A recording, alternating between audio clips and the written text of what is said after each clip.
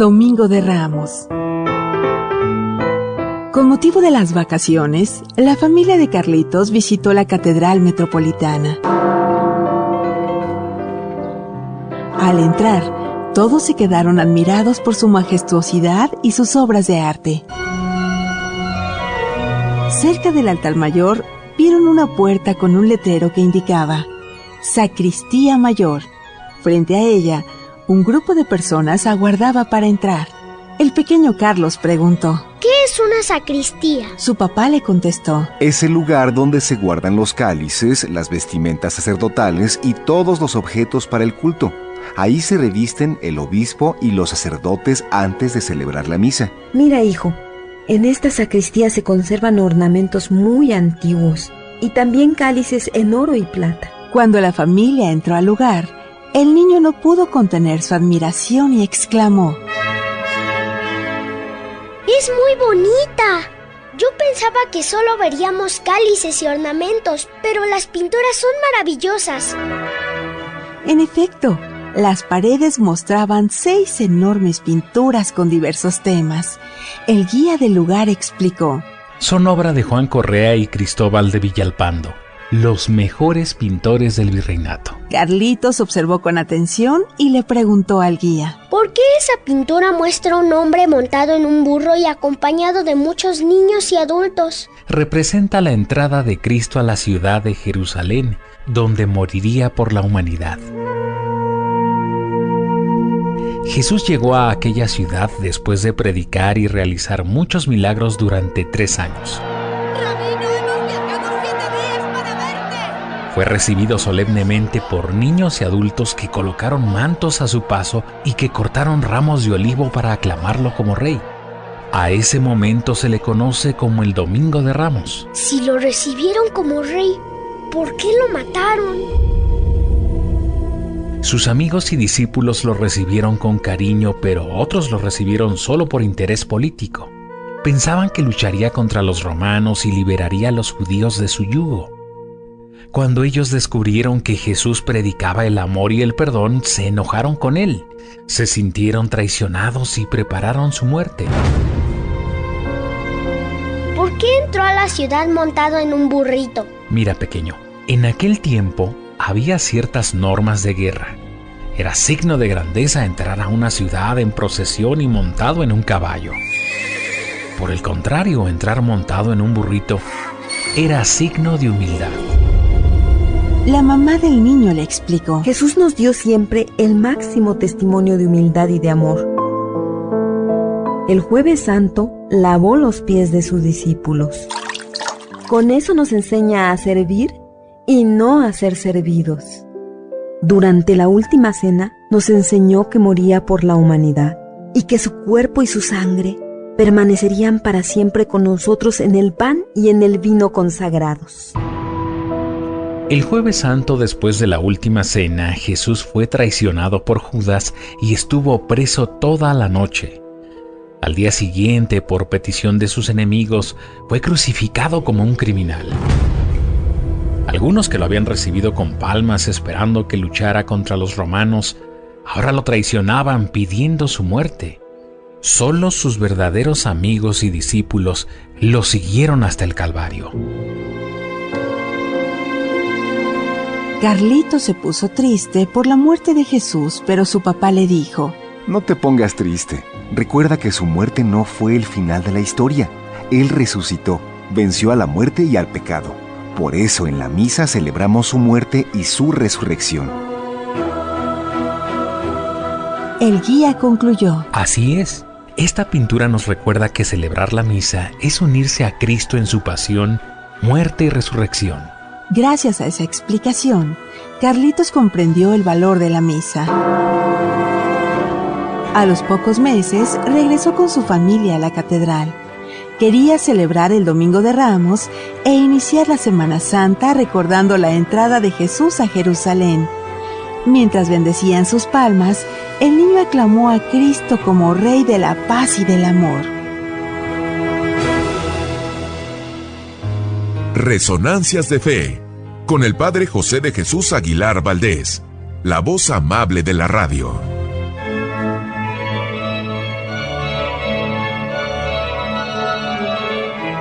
Buenos días amigos y amigas y bienvenidos a Resonancias de Fe y muchas gracias de verdad por ser parte importante de este programa en el que tratamos cada domingo que la fe se nutra, se enriquezca y madure a través de diferentes secciones. Un saludo especial a quienes en este momento están enfermitos o están pasando por algún momento difícil. Cuenten con nuestra oración para que se sientan más ligeros en estos momentos y sepan que, aunque no lo parezca, es cuando Dios está más cerca de ustedes para acompañarles y fortalecerles como un buen pastor.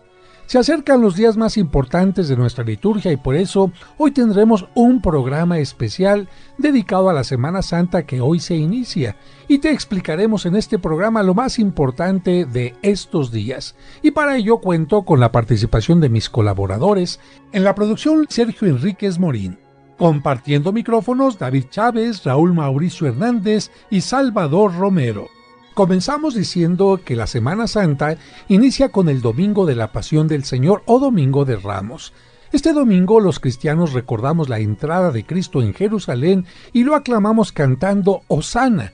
Por ello nuestras palmas son signo de que reconocemos a Jesucristo como Hijo de Dios, lo aceptamos en nuestra vida y nos comprometemos con Él a construir su reino. Hoy, sin embargo, hay un contraste muy fuerte. Así es, amigos, la misa del día de hoy tiene dos aspectos contrastantes. Por una parte, la celebración comienza con la alegría y la aclamación con palmas, pero por otra parte se lee la lectura de la Pasión con la que se anuncia lo que celebraremos en estos días santos. Jesucristo es verdaderamente el Mesías, el que viene en nombre del Señor y por esa misma razón debe morir en la cruz. Hoy el color del ornamento de todos los sacerdotes, incluido el Papa, es de color rojo, en una clara alusión a la sangre que Cristo derramará por la humanidad. Ya nos han comentado que hoy se lee la Pasión de Cristo, pero falta mencionar de cuál de los 4 evangelios se toma.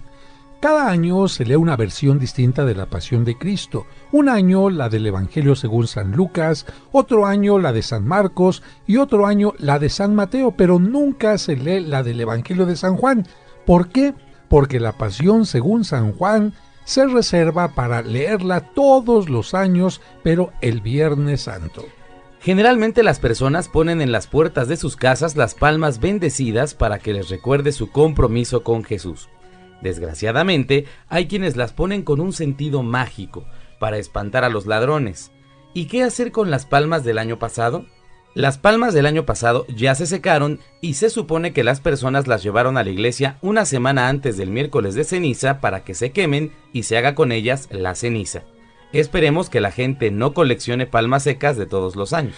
En México, que es un pueblo con sentido creativo y festivo, las palmas se embellecen con las manos maestras de los artesanos que las tejen y les dan formas caprichosas. Sin embargo, no importa la forma de la palma, lo que importa es su significado y nuestro compromiso con Cristo.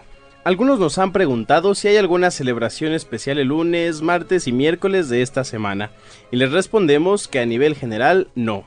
Durante esos días no se celebra nada en especial, puesto que la Biblia no nos menciona nada en relación a la pasión de Jesús. La Sagrada Escritura vuelve a mencionar el inicio de la pasión hasta el Jueves Santo. Por eso del Jueves Santo vamos a recordar lo siguiente: la última cena y el lavatorio de los pies. El Evangelio nos menciona que Jesucristo pidió a sus discípulos que prepararan todo lo necesario para celebrar la cena de la Pascua. Esa cena conmemoraba la libertad que Dios había dado a los judíos cuando eran esclavos en Egipto, en tiempo de Moisés. De hecho, la palabra Pascua, Pesaj en hebreo, significa paso, el paso de la esclavitud a la libertad. Pero antes de darles la libertad, Dios le pidió a Moisés que cada familia sacrificara un cordero sin defecto y que lo comieran asado, junto con pan sin levadura. Después de esa cena, Dios los sacó de Egipto y les dio la libertad. Por eso, cada año, el pueblo judío celebraba su independencia, la Pascua, con una cena ritual. ¿Y por qué tuvieron que comer pan sin levadura? Bueno, porque tenían que salir deprisa y no tenían tiempo para que la levadura hiciera que la masa se esponjara. Por esa razón, en la celebración de la Pascua se comía pan ácimo o pan sin levadura, del mismo material del que están hechas nuestras hostias, es decir, solo agua y harina. Jesús celebró esta cena de Pascua en Jerusalén, en compañía de sus discípulos, en un piso alto, es decir, en un primer piso, en un salón que hoy conocemos con el nombre de cenáculo, que significa lugar de la cena. ¿Y por qué el lavatorio de los pies? Ese ritual que formaba parte de la cena de Pascua surgió de alguna manera de las necesidades de higiene necesaria para las comidas y para la comodidad en los días de fiesta. Y es que hay que recordar que el calzado de la gente de aquel tiempo era generalmente la sandalia, por lo que sus pies se ensuciaban fácilmente con la arena del camino. Si a esto le añadimos el sudor y el mal olor de los pies, podremos comprender que no era nada agradable sentarse a comer o a cenar en estas circunstancias con los pies sudorosos. Por eso era norma y costumbre entre los judíos ofrecer a los invitados a las comidas una jofaina con agua para que refrescaran y purificaran sus pies. Este trabajo lo hacía uno de los sirvientes de la casa y nunca el anfitrión. Aprovechando esa costumbre y regla, Jesús decide dar una enseñanza a sus discípulos y toma el puesto del sirviente. Se levanta de la mesa y les lava los pies a sus discípulos, enseñándoles así que el que quiera ser el mayor se convierta en el servidor. También durante la cena les hablará del mandamiento nuevo, amarse los unos a los otros. En la intimidad de aquella cena, pocas horas antes de su muerte, Jesús quiso entregarles la vida a sus discípulos en el pan ácimo y en el vino, diciendo: tomad y comed, y tomad y bebed. Así celebró por primera vez la Santa Misa y les dio el mandato de que siempre hicieran eso en memoria suya. Él mismo tomó el lugar del cordero que debía ser sacrificado para celebrar la Pascua al entregar su cuerpo en la cruz. Por eso San Juan Bautista lo había señalado al inicio de su predicación diciendo: este es el Cordero de Dios que quita el pecado del mundo. Así que la Iglesia y todos nosotros celebramos el Jueves Santo, el gran regalo que Cristo nos dejó, su cuerpo y su sangre entregados por nosotros en la Eucaristía. Bueno, y mucha gente no sabe por qué ese día es el día del sacerdote, pero ahora se los vamos a decir. El Jueves Santo es el día del sacerdocio porque es el día en que Jesucristo pidió a sus apóstoles que celebraran la Eucaristía o misa en memoria suya. Desde entonces los sacerdotes celebran la Eucaristía en memoria de Cristo. Así que el Jueves Santo es un día de fiesta, no de ayuno ni abstinencia, porque Cristo nos dejó como regalo la misa. Y también es día de los sacerdotes. No se les olvide felicitar al padre de su parroquia, y como aún falta mucho por explicar, vamos a continuar diciendo qué pasó después de la última cena. Jesús salió del cenáculo junto con sus discípulos y se dirigió al monte de los Olivos, al huerto de Getsemaní, un lugar tranquilo y solitario para hacer oración. Allí invitó a 3 de sus discípulos, Pedro, Santiago y Juan, a que hicieran oración cerca de él. Sin embargo, todos los discípulos se quedaron dormidos. Jesús empezó a sentir el abandono de sus apóstoles y, aunque era Dios, también era hombre y como humano sintió un gran miedo. En su oración por esto pedía a Dios Padre que si fuera posible dejara pasar ese trago amargo, ese paso difícil, pero que si era necesaria su pasión y muerte, que se hiciera su voluntad.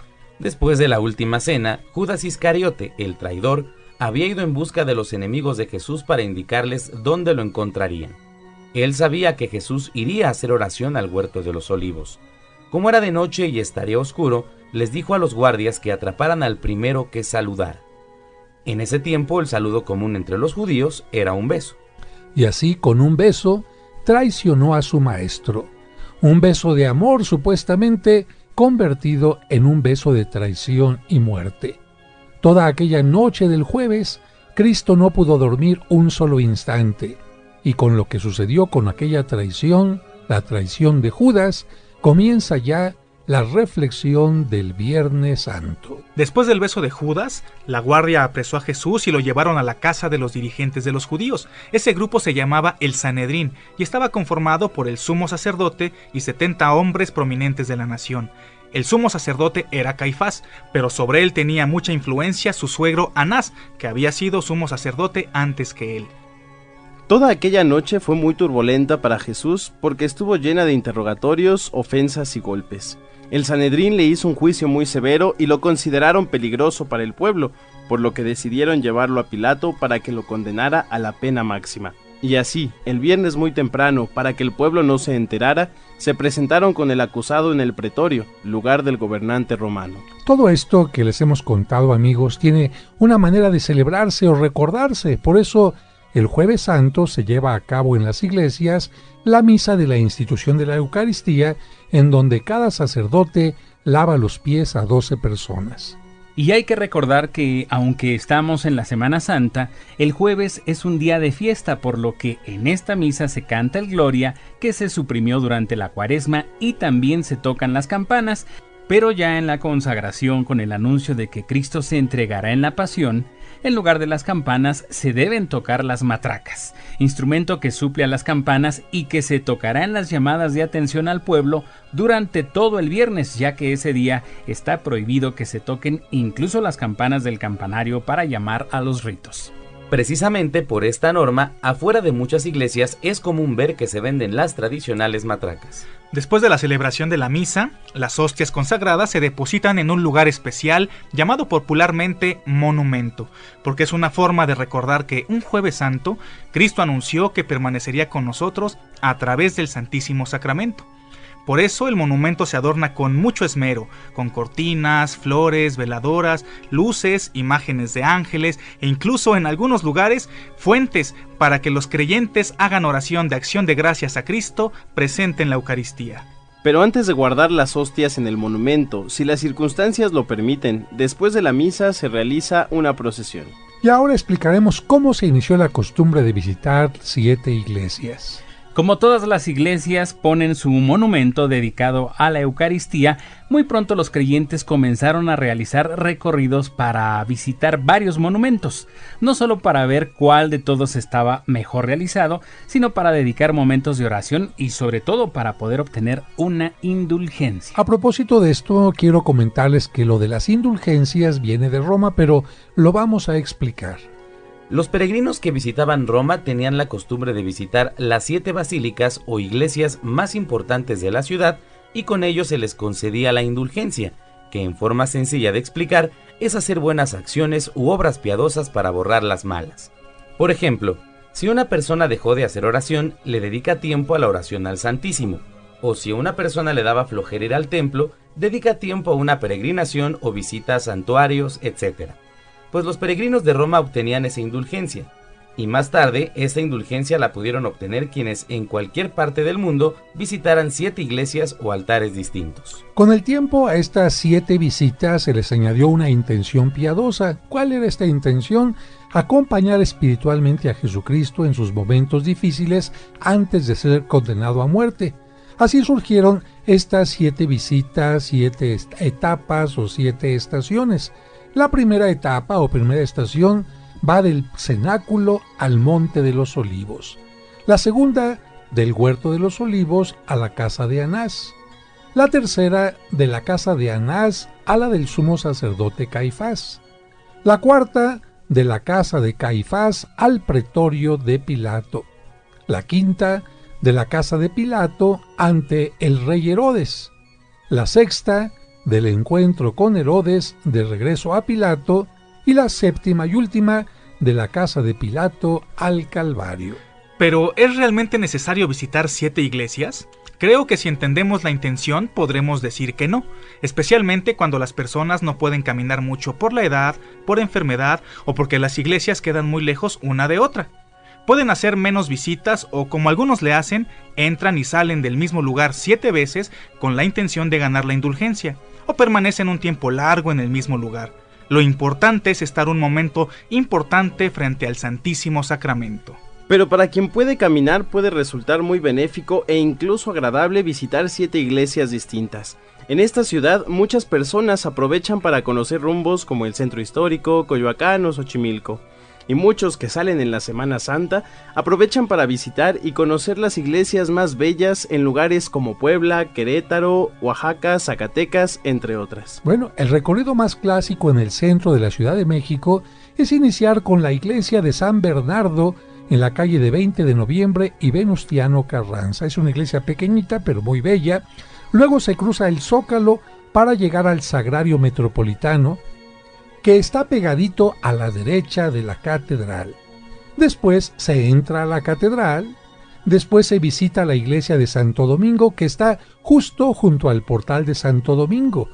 Luego se continúa a la iglesia de la Profesa, en la esquina de Isabela Católica y Madero.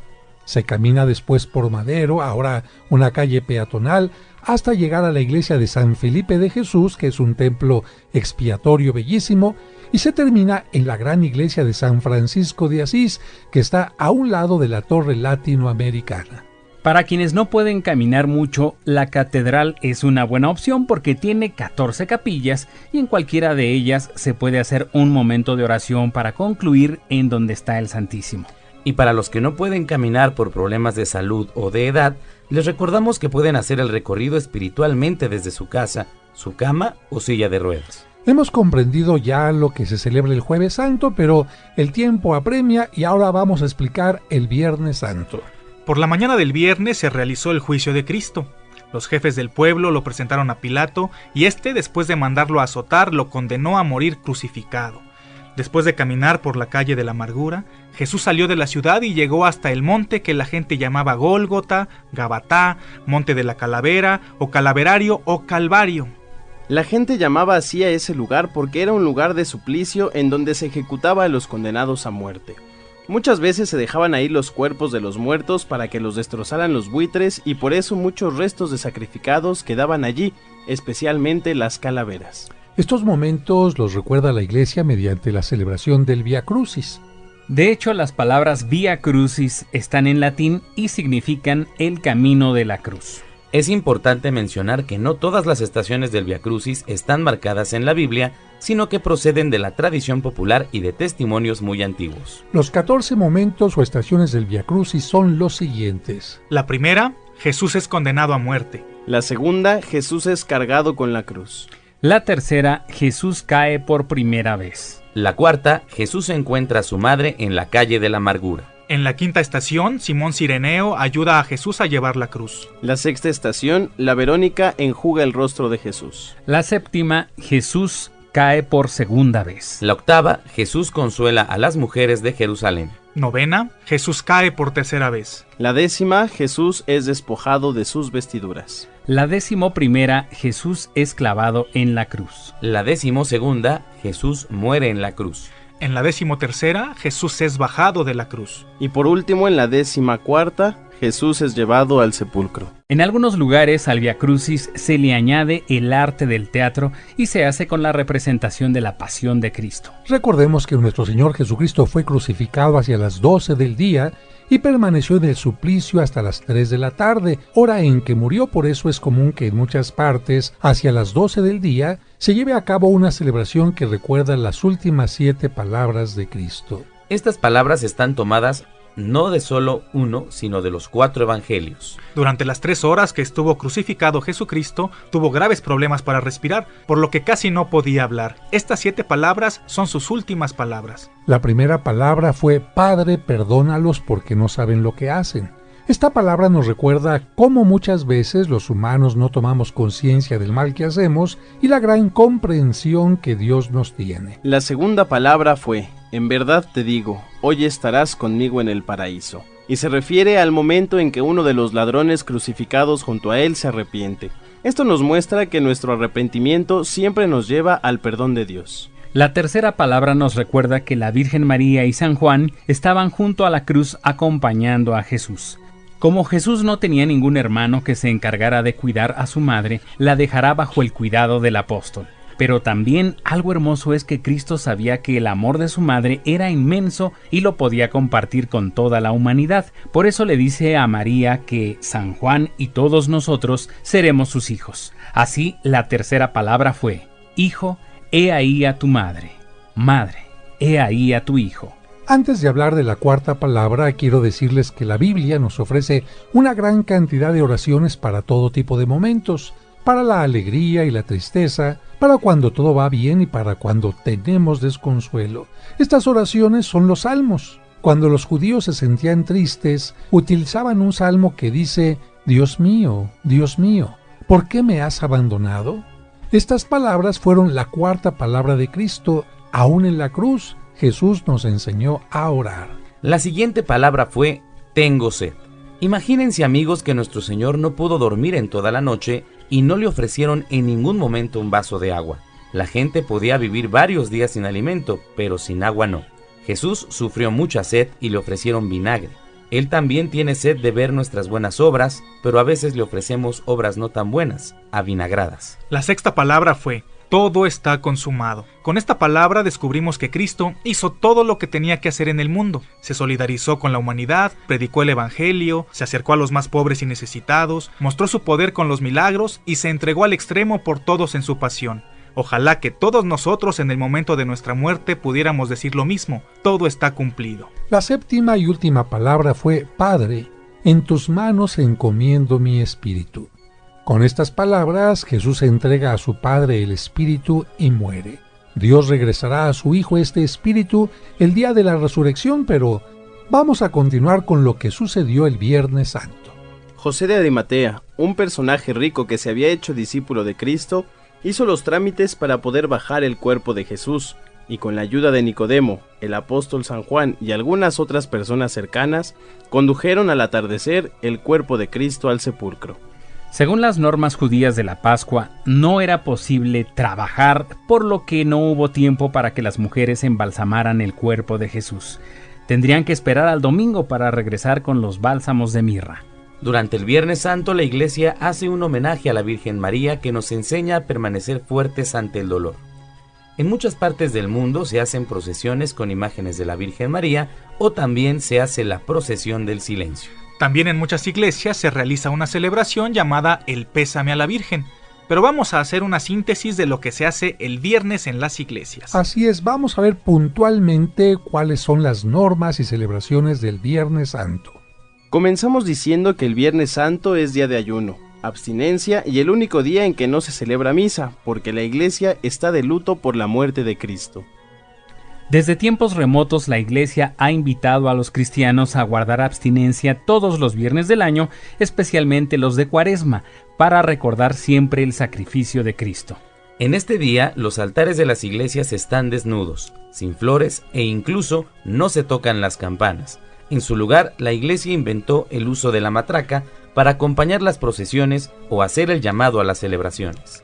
El Viernes Santo, la reflexión se centra en la pasión que se presenta en la lectura de la pasión del Evangelio de San Juan, que se realiza durante la celebración vespertina, o bien en otras formas populares como son el Vía Crucis, representación de la pasión, el Sermón de las 7 Palabras, etc.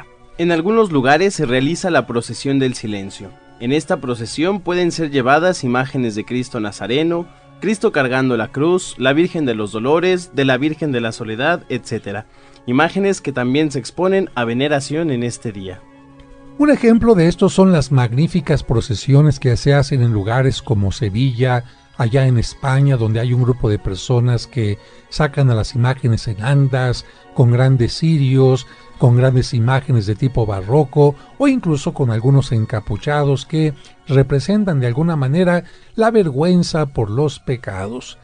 Sobre el Sábado Santo y el Domingo de Resurrección hablaremos el próximo domingo, pero ahora te vamos a explicar por qué el pan bendito, por qué la manzanilla y el romero durante la Semana Santa. El Domingo de Ramos y el Jueves Santo llama la atención que en las iglesias haya también algunas hierbas aromáticas. ¿Pero por qué? Debemos tomar en cuenta que en esos días santos se recuerda la salvación, por lo que desde la Edad Media y antes se solía poner a las palmas algunas hierbas olorosas o medicinales como manzanilla, romero, menta, etc., como signos de salud corporal y espiritual.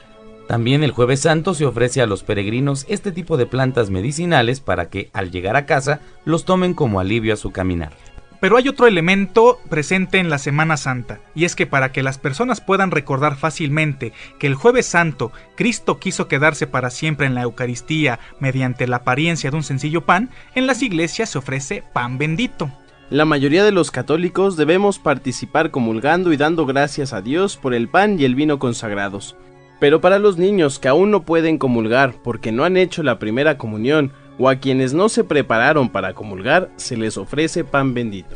Para aquellas personas que tienen una situación particular, como por ejemplo los divorciados que no pueden comulgar sacramentalmente pueden a través de el pan bendito y una oración hacer la comunión espiritual. Así que, amigos, amigas, aquí están los temas más importantes de estos días de Semana Santa, incluyendo los signos más populares como son las palmas, como son las matracas, como es el monumento, la visita de las 7 casas, como es también el pan bendito, el romero y la manzanilla.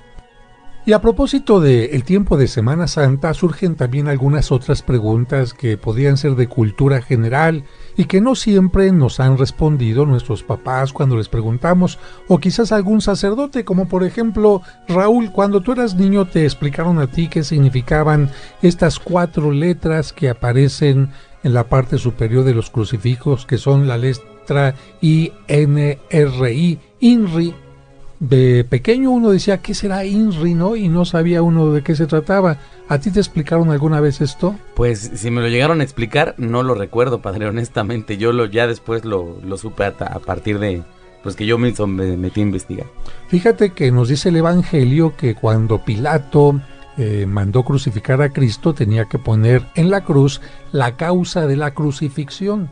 Porque hay que recordar que si se colgaba al condenado era para que todos los que pasaban por ahí, y era cerca de una puerta, la puerta judiciaria de Jerusalén, todos los que iban llegando a Jerusalén por ahí, vieran al condenado y dijeran, ahí está el letrero, ¿por qué lo crucificaron? Por lo tanto, yo no quiero que me vaya a pasar lo mismo.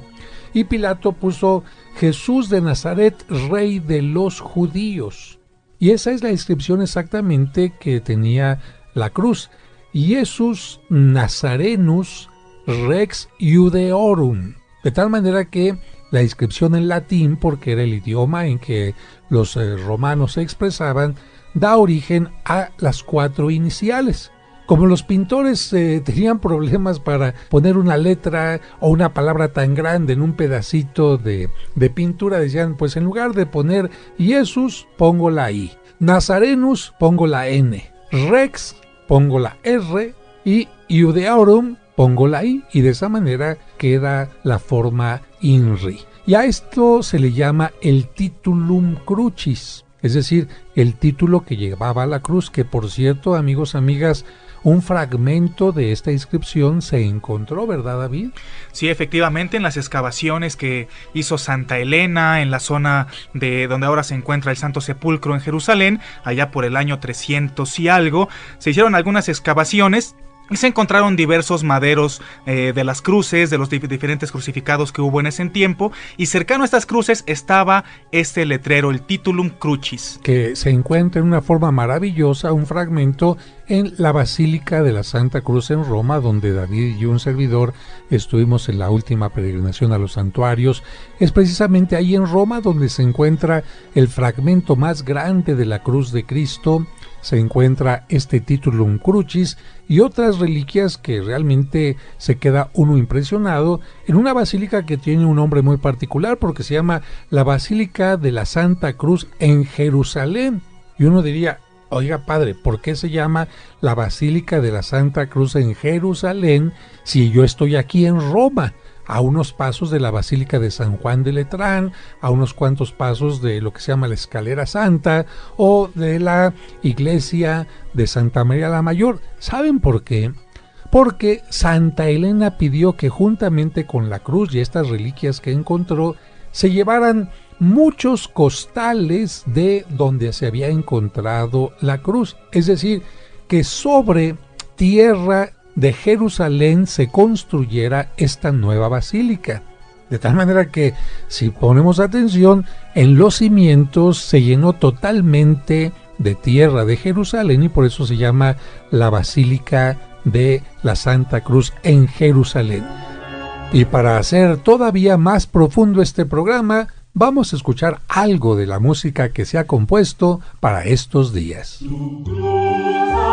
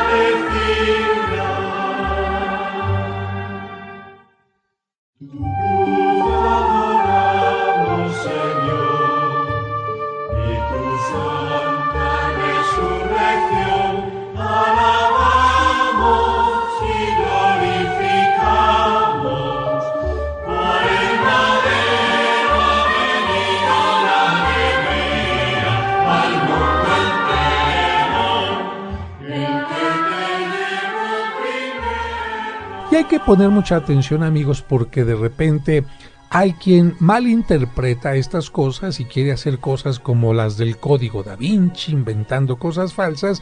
Y fíjese que los masones a estas 4 letras INRI le dan una interpretación totalmente distinta. Ellos dicen que la I significa igne, la N significa natura, la R renovatur y la última I íntegra, que significaría ya de esta manera igne natura renovatur íntegra, por el fuego se renueva completamente la naturaleza. Bueno, pues cuando se trata de inventar cosas, pues se inventan cosas, ¿no? Ahora, precisamente hablando de este tipo de reliquias que hemos hablado nosotros, ya sabemos entonces dónde está la cruz, dónde está uno de los clavos, dónde está también el titulum crucis, pero ¿dónde se encuentra la columna donde Cristo fue flagelado? También la visitamos nosotros, ¿te acuerdas, David? En otra basílica de Roma. Efectivamente, Padre José, prácticamente a una media calle, a una calle de la Basílica de Santa María la Mayor, se encuentra un templo más pequeñito que estas basílicas, que se llama el templo de Santa Praxedes. Y en una de las capillitas de este templo está justamente expuesta y ahí se venera la columna de la flagelación. Una basílica muy hermosa que se hizo precisamente para conservar esta columna que, bueno, por generaciones y generaciones es visitada por la gente que quiere recordar esos momentos donde Cristo fue flagelado. Por otra parte, muchas personas se preguntan si es cierto que el cáliz que utilizó Cristo en la última cena se conserva. Mire, en primer lugar hay que decir que es un cáliz, porque un cáliz no es una copa común y corriente. Un cáliz tiene que estar conformado por 3 elementos. Los griegos son los que inventaron estos tipos de copas, vamos a llamarles así, y tienen la copa como tal, es decir, donde se vierte el vino, el recipiente. Pero tienen también una base, que es decir, algo que sirve para que se sostenga la copa y no se caiga. Pero entre la base y la copa tiene que haber algo que se llama un nudo, es decir, algo redondo, cuadrado, puede tener distintas formas, pero tiene que tener el nudo para que esta pieza se considere un cáliz. Es decir, Cristo no utilizó una copa común y corriente, utilizó una copa especial para darle importancia a lo que estaba celebrando. Y bueno, este cáliz se supone que se conserva en la Catedral de Valencia. Es un cáliz muy bonito que solamente se le ha añadido 2 elementos para protegerlo, pero es por la mayoría de los investigadores y sobre todo dándole seguimiento a dónde estuvo y cómo llegó al lugar, se supone que es el cáliz que Cristo utilizó en la última cena. ¿Qué otra reliquia de la pasión nosotros podemos encontrar? Seguramente tú has escuchado algo, Raúl, tú, Salvador.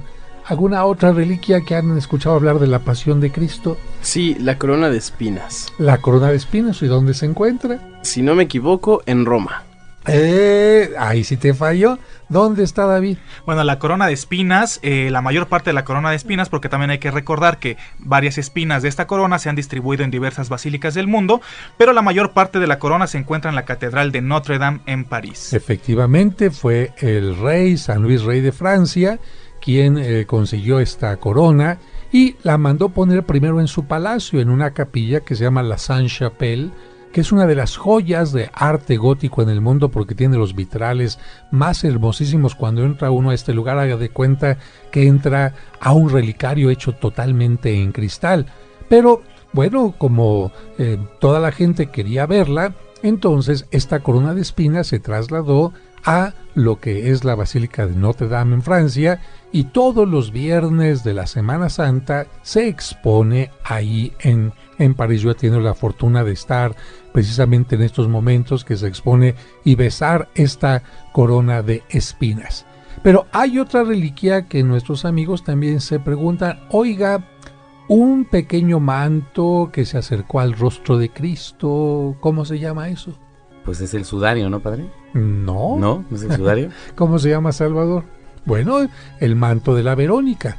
Nos dice precisamente la tradición que una mujer se acercó a enjugar, a secar, a limpiar el rostro de Cristo, y en ese sudario supuestamente queda el rostro de Cristo. ¿En dónde se encuentra? Porque hay varias tradiciones. La más importante se encuentra en la Basílica de Roma, justamente en una de las esquinas que rodean el altar donde celebra el Papa. En una de esas esquinas está la escultura de la Verónica y de esta mujer que enjuga el rostro de Cristo, y en la parte de arriba se encuentra esta reliquia preciosa que vino a México. Y vamos a decir que la Biblia no menciona el nombre de esta mujer. La Biblia habla de una mujer que se acerca a enjugar el rostro de Cristo, pero la palabra Verónica viene de la palabra vera eikon, verdadera imagen de Jesucristo. Es decir, esta mujer era la verdadera imagen de Cristo, la mujer, porque Cristo nos enseñó a ser misericordiosos y esta mujer fue misericordiosa. Entonces esta mujer era una imagen de Cristo que se acercaba al más necesitado. Pero la tradición nos menciona también que sobre ese paño, vamos a decir así, quedó grabado el rostro de Cristo, y precisamente es una de las reliquias que solamente se exponen en los años santos y que vino aquí a México en una exposición que a mí me tocó estar acompañando, la exposición de Tesoros del Vaticano. Y como requiere de una luz muy especial, pues estuvo en una sala donde la gente entraba, había una vitrina muy oscura, había que acercarse y ya cuando se acercaba uno, la luz aumentaba un poquito para verla.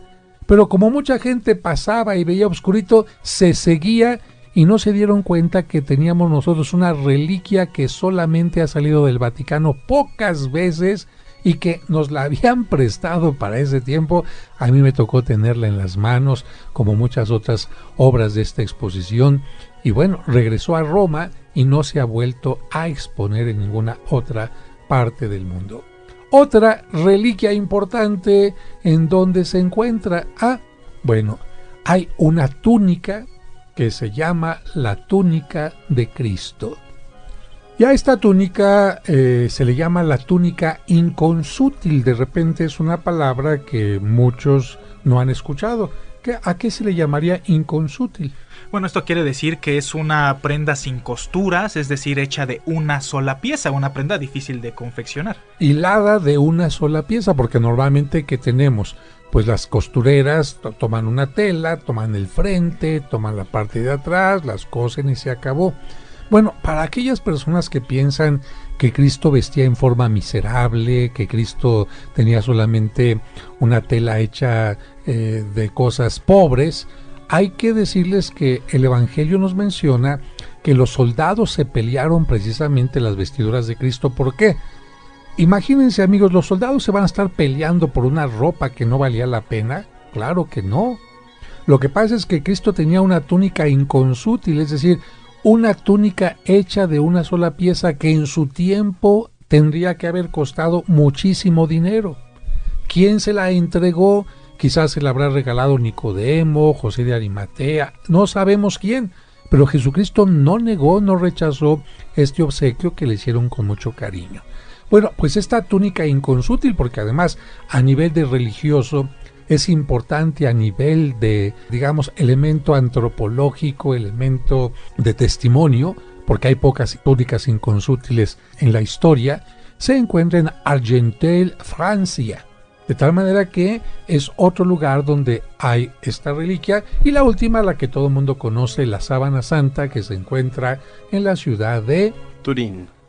Porque en Turín se encontraba en Francia, pero San Carlos Borromeo quería irla a visitar, no podía caminar ya, él vivía en Milán, y entonces le acercaron un poquito la sábana a Turín, y ahí después ya no regresó a su lugar. Ahí están las reliquias más importantes de la Pasión de Cristo, pero a nosotros nos está llegando el momento de despedirnos. Gracias, Sergio Enríquez. Padre José, muchísimas gracias. Amigos, esperamos que este programa especial pues los haya hecho comprender varios de los signos que vemos en la Semana Santa. Gracias, Salvador Romero. Muchísimas gracias, Padre José. Amigos, nos vemos en la siguiente emisión. Muchas gracias, David Chávez. Gracias, Padre. Ha sido muy interesante este programa sobre las celebraciones de la Semana Santa y las reliquias de la Pasión. Muchas gracias, Raúl Mauricio Hernández. Muchísimas gracias, Padre. En este programa aprendimos y comprendimos. Que Dios les bendiga.